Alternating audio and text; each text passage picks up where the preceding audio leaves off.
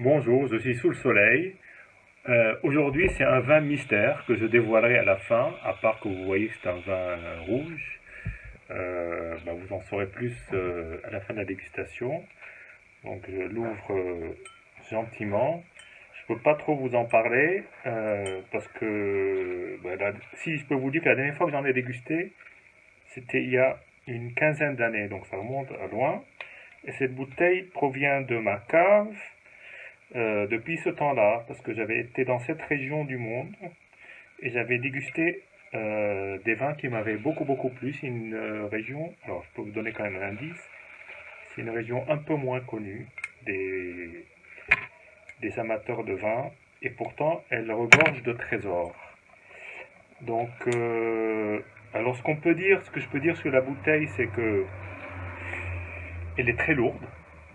Donc là, ils y vont avec le verre, ce qui est plus simple à manipuler, mais écologiquement, c'est pas top. Mais à l'époque, on s'en souciait beaucoup moins. Je n'ai pas goûté leur vin récemment et donc je peux pas vous dire ce qu'il en est. Voilà, on va voir. Déjà, le bouchon après tant d'années est impeccable et tient bien, parfait. Maintenant, on va déguster cette bouteille dans un verre, servir le vin.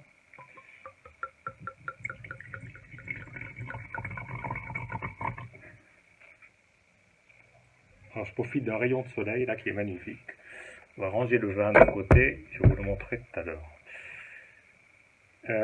Une robe sombre, vous devez pouvoir voir là, une robe assez sombre, velours, lit de vin quoi, vraiment lit de vin, pourpre, avec des reflets orangés un peu brunâtres et pratiquement pas de jambes. Donc très peu de jambes. On est,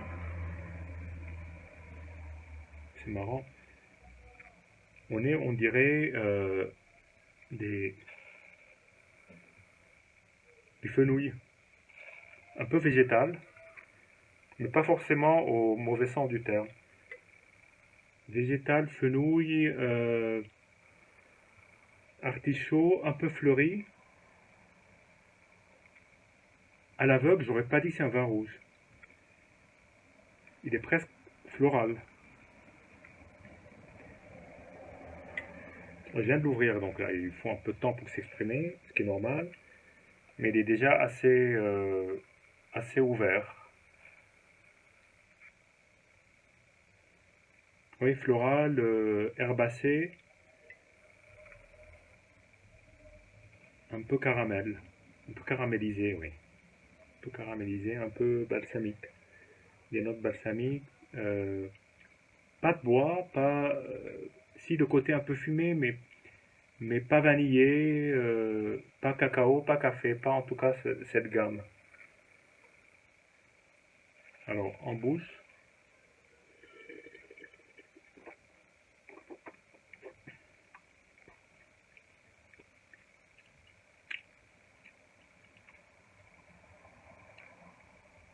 alors là du coup les jambes réapparaissent, hein. Incroyable.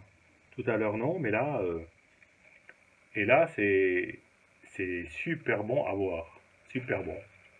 C'est une friandise. Et c'est le souvenir que j'en avais. C'est un vin qui est facile à boire, c'est-à-dire que on se casse pas la tête et on peut en déguster facilement à n'importe quel moment de la journée, mais avec modération, n'est-ce pas?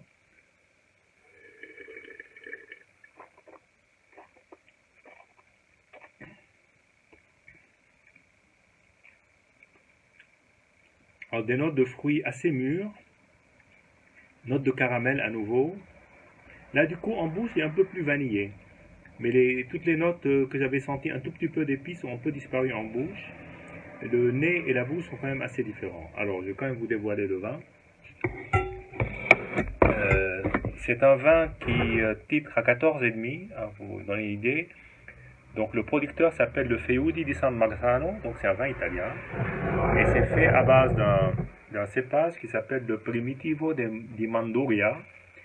Et ce cépage est très apparenté, ou en tout cas on pense qu'il y a des racines communes avec le Zinfandel.